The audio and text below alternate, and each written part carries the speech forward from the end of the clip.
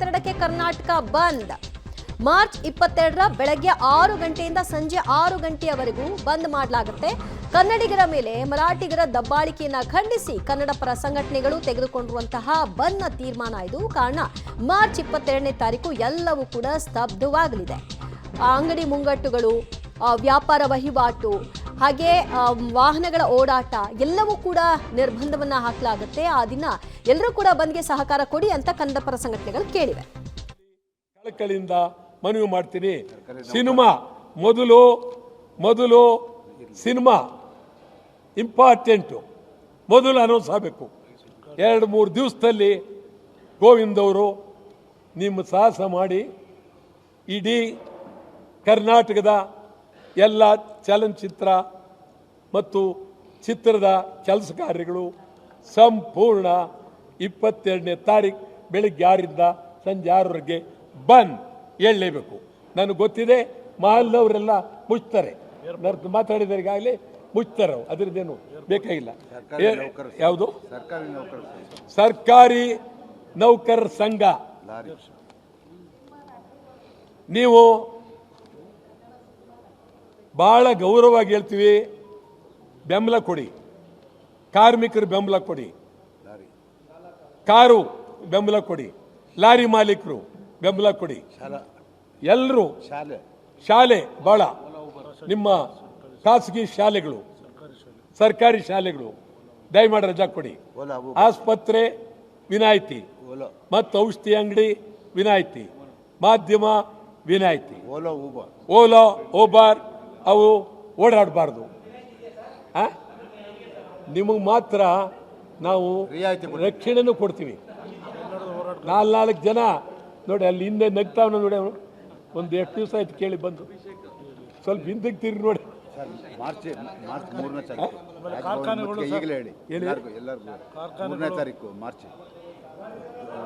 ಅದು ಒಂದು ನಿಮಿಷ ಕೇಳ್ತೀನಿ.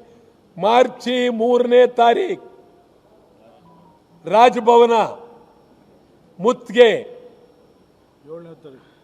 ಅದೆಲ್ಲ ಹೇಳ್ಬಿಟ್ಟಿದ್ದೀವಿ. ಮಾರ್ಚ್ 3 ಈಗ ನಾಡಿದ್ದು ಬರುತ್ತಲ್ಲ, ಮಾರ್ಚ್ 3 ಎಲ್ಲರೂ ಅಲ್ಲಿ ಸೇರ್ಬೇಕಾಗುತ್ತೆ. ಎಲ್ಲರೂ ರಾಜಭವನ ಮುಂದೆ ಕಡ್ಡಾಯವಾಗಿ ಬರಬೇಕು, ದಯಮಾಡಿ ಬರಬೇಕು.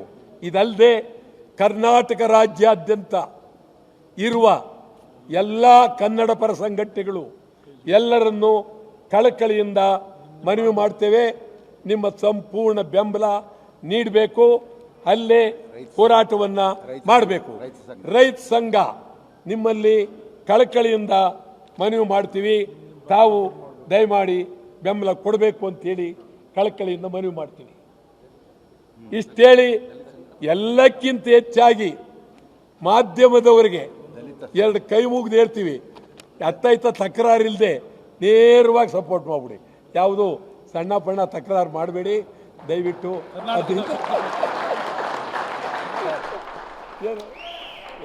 ಭಾಷೆ ವಿಷಯ ಬಂದಾಗ ಮಾಧ್ಯಮಗಳು ಯಾವತ್ತೂ ತಕರಾರು ಮಾಡಿಲ್ಲ ಬಿಡಿ ಸರ್. ಅದನ್ನೇನು ರಿಕ್ವೆಸ್ಟ್ ಮಾಡಿಸ್ಕೊಳ್ಳೋ ಪರಿಸ್ಥಿತಿ ಏನು ಮಾಧ್ಯಮಗಳು ತಂದ್ಕೊಂಡಿಲ್ಲ, ಕೆಲ ಸಂಘಟನೆಗಳು ತಂದ್ಕೊಂಡಿರಬಹುದೇನೋ. ಇನ್ನು ಸದ್ಯ ಮಾರ್ಚ್ 22ನೇ ತಾರೀಕು ಕರ್ನಾಟಕ ಬಂದ್, ಮಾರ್ಚ್ 3ಕ್ಕೆ ರಾಜಭವನ ಚಲೋ, ಮಾರ್ಚ್ 7ಕ್ಕೆ ಬೆಳಗಾವಿ ಚಲೋವನ್ನ ಹಮ್ಮಿಕೊಳ್ಳಲಾಗಿದೆ. ಇದೆಲ್ಲದಕ್ಕೂ ಕೂಡ ಸಾರ್ವಜನಿಕರು ಸಪೋರ್ಟ್ ಮಾಡಬೇಕು. ಫಿಲ್ಮ್ ಅಸೋಸಿಯೇಷನ್, ರೈತ ಸಂಘ, ಕನ್ನಡ ಪರ ಸಂಘಟನೆಗಳು ಎಲ್ಲರೂ ಕೂಡ ಒಗ್ಗೂಡಿ ಈ ಒಂದು ಹೋರಾಟವನ್ನು ಯಶಸ್ವಿಗೊಳಿಸೋಣ ಅಂತ ವಾಟಾಳ್ ನಾಗರಾಜ್ ಕರೆ ಕೊಟ್ಟಿದ್ದಾರೆ. ಮಾರ್ಚ್ 22ನೇ ತಾರೀಕು ಕರ್ನಾಟಕ ಬಂದ್, ಎಲ್ಲವೂ ಸ್ತಬ್ಧವಾಗಲಿದೆ. 22ರ ಬೆಳಗ್ಗೆ 6 ಗಂಟೆಯಿಂದ ಸಂಜೆ 6 ಗಂಟೆಯವರೆಗೂ ಕೂಡ ಬಂದ್ ಯಶಸ್ವಿಯಾಗಬೇಕು ಅಂತ ಕೋರಿದ್ದಾರೆ. ಕನ್ನಡಿಗರ ಮೇಲೆ ಮರಾಠಿಗರ ದೌರ್ಜನ್ಯ, ದಬ್ಬಾಳಿಕೆ ಹೆಚ್ಚಾಗ್ತಾ ಇದೆ.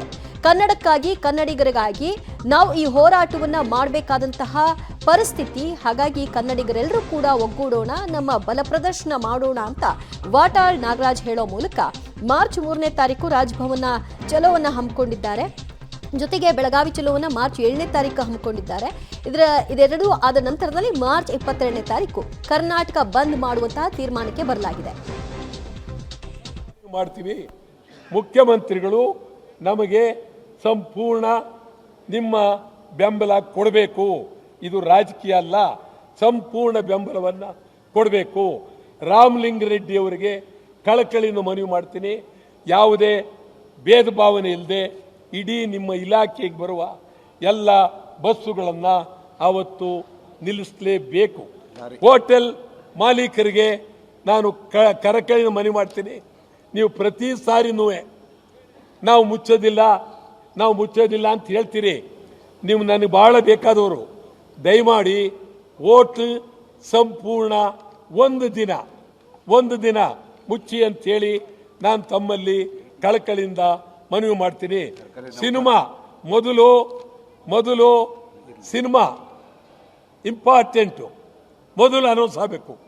2-3 ದಿವಸದಲ್ಲಿ ಗೋವಿಂದ್ ಅವರು ನಿಮ್ಮ ಸಾಹಸ ಮಾಡಿ ಇಡೀ ಕರ್ನಾಟಕದ ಎಲ್ಲ ಚಲನಚಿತ್ರ ಮತ್ತು ಚಿತ್ರದ ಕೆಲಸ ಕಾರ್ಯಗಳು ಸಂಪೂರ್ಣ 22ನೇ ತಾರೀಕು ಬೆಳಿಗ್ಗೆ 6ರಿಂದ ಸಂಜೆ 6ರವರೆಗೆ ಬಂದ್ ಹೇಳಲೇಬೇಕು. ನನಗೆ ಗೊತ್ತಿದೆ, ಮಹಲ್ನವರೆಲ್ಲ ಮುಚ್ತಾರೆ, ಮಾತಾಡಿದರೆ ಈಗಾಗಲೇ ಮುಚ್ತಾರೆ, ಅದರದ್ದೇನು ಬೇಕಾಗಿಲ್ಲ. ಯಾವುದು ಸರ್ಕಾರಿ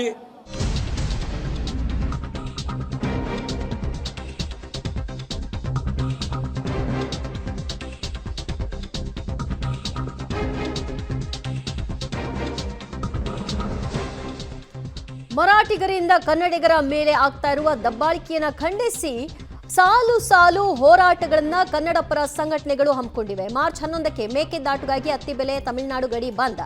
ಮಾರ್ಚ್ 14 ಮೈಸೂರು, ಮಂಡ್ಯ, ರಾಮನಗರ ಡಿಸಿ ಕಚೇರಿಗೆ ಮುತ್ತಿಗೆ ಹಾಕುವಂತಹ ವಿಚಾರ. ಮಾರ್ಚ್ 22ಕ್ಕೆ ಕರ್ನಾಟಕ ಬಂದ್ಗೆ ಕರೆಯನ್ನ ಕೊಡಲಾಗಿದೆ. ಮಾರ್ಚ್ 3 ರಾಜಭವನ ಚಲೋ, ಮಾರ್ಚ್ 7 ಬೆಳಗಾವಿ ಚಲೋ. ಹೀಗೆ ಮಾರ್ಚ್ 22ಕ್ಕೆ ಚಿತ್ರೋದ್ಯಮ ಸಹಕಾರವನ್ನು ಕೊಡಬೇಕು, ಹೋಟೆಲ್ ಅಸೋಸಿಯೇಷನ್ ಸಹಕಾರ ಕೊಡಬೇಕು, ರೈತ ಸಂಘ ಸಹಕಾರ ಕೊಡಬೇಕು. ಕನ್ನಡ ಪರ ಸಂಘಟನೆಗಳು ಈ ಒಂದು ಕೂಗನ್ನ ಎತ್ತಿವೆ. ಸಾಲು ಬಂದ್ಗೆ ಕರೆಯನ್ನು ಕೂಡ ಕೊಟ್ಟಿದ್ದಾರೆ. ರಾಜಭವನ ಚಲೋಗೆ ಎಲ್ಲರೂ ಕೂಡ ಸಾಥ್ ಕೊಡೋ ಮೂಲಕವಾಗಿ ಅವತ್ತು ಸರ್ಕಾರಕ್ಕೂ ಕೂಡ ಅಂದ್ರೆ ಮರಾಠಿ ಪ್ರೇಮ ಮೆರೆಯುವಂತಹ ಕೆಲ ರಾಜಕಾರಣಿಗಳಿಗೆ ಇದರ ಮೂಲಕ ಬಿಸಿ ಮುಟ್ಟಿಸೋಣ ಅಂತ ಅಂದಿದ್ದಾರೆ ವಾಟಾಳ್ ನಾಗರಾಜ್. ಸಂಪೂರ್ಣ ಬೆಂಬಲವನ್ನು ಕೊಡಬೇಕು. ರಾಮಲಿಂಗಾರೆಡ್ಡಿ ಅವರಿಗೆ ಕಳಕಳಿಯನ್ನು ಮನವಿ ಮಾಡ್ತೀನಿ, ಯಾವುದೇ ಭೇದ ಭಾವನೆ ಇಲ್ಲದೆ ಇಡೀ ನಿಮ್ಮ ಇಲಾಖೆಗೆ ಬರುವ ಎಲ್ಲ ಬಸ್ಸುಗಳನ್ನು ಅವತ್ತು ನಿಲ್ಲಿಸಲೇಬೇಕು. ಹೋಟೆಲ್ ಮಾಲೀಕರಿಗೆ ನಾನು ಕರಕಳಿನ ಮನವಿ ಮಾಡ್ತೀನಿ, ನೀವು ಪ್ರತಿ ಸಾರಿನೂ ನಾವು ಮುಚ್ಚೋದಿಲ್ಲ ಅಂತ ಹೇಳ್ತೀರಿ. ನೀವು ನನಗೆ ಭಾಳ ಬೇಕಾದವರು, ದಯಮಾಡಿ ಓಟ್ ಸಂಪೂರ್ಣ ಒಂದು ದಿನ ಮುಚ್ಚಿ ಅಂತೇಳಿ ನಾನು ತಮ್ಮಲ್ಲಿ ಕಳಕಳಿಯಿಂದ ಮನವಿ ಮಾಡ್ತೀನಿ. ಸಿನಿಮಾ ಮೊದಲು ಸಿನಿಮಾ ಇಂಪಾರ್ಟೆಂಟು, ಮೊದಲು ಅನೌನ್ಸ್ ಆಗಬೇಕು. 2-3 ದಿವಸದಲ್ಲಿ ಗೋವಿಂದ್ ಅವರು ನಿಮ್ಮ ಸಾಹಸ ಮಾಡಿ ಇಡೀ ಕರ್ನಾಟಕದ ಎಲ್ಲ ಚಲನಚಿತ್ರ ಮತ್ತು ಚಿತ್ರದ ಇದು ಯಾವುದೋ ರಾಜಕೀಯ ಹೋರಾಟ ಅಲ್ಲ, ಅಥವಾ ಒಬ್ಬರನ್ನ ಕೆಳಗಿಳಿಸಬೇಕು, ಒಬ್ಬರನ್ನ ಮೇಲೆ ಏರಿಸಬೇಕು ಅನ್ನುವಂಥ ಹೋರಾಟ ಅಲ್ಲ. ಕನ್ನಡಕ್ಕಾಗಿ ನಡೀತಾ ಇರುವಂಥ ಹೋರಾಟ. ನೋಡೋಣ ಎಷ್ಟು ಯಶಸ್ವಿಗೊಳಿಸ್ತಾರೆ, ಯಾವೆಲ್ಲ ಅಸೋಸಿಯೇಷನ್ ಇದಕ್ಕೆ ಸಹಕಾರ ಕೊಡ್ತಾರೆ, ಅಥವಾ ನಮ್ಮದು ಬಾಹ್ಯ ಸಹಕಾರ, ಆಂತರಿಕ ಸಹಕಾರ ಅಂತ ಏನಾದರೂ ಅದರಲ್ಲೂ ಕೊಂಕುಗಳನ್ನು ಹಾಕ್ತಾರಾ ಅಂತ ಕೆಲವು ಸಂಘಟನೆಗಳು ಬಹಳಷ್ಟು ಸರಿಗಳಲ್ಲಿ ಇದನ್ನು ಪ್ರೂವ್ ಮಾಡಿದ್ದಾರೆ. ಈ ಬಾರಿ ಏನಾಗುತ್ತೆ ಅನ್ನೋದನ್ನ ನೋಡೋಣ. ಕಾರಣ ಮರಾಠಿಗರ ದಬ್ಬಾಳಿಕೆಯನ್ನ ಇಲ್ಲಿಗೆ ಫುಲ್ ಸ್ಟಾಪ್ ಹಾಕಬೇಕು ಅಂತಂದ್ರೆ ಕನ್ನಡ ಹೋರಾಟ ಅಂತ ಒಂದು ಯಶಸ್ಸನ್ನು ಕಾಣಲೇಬೇಕಿದೆ.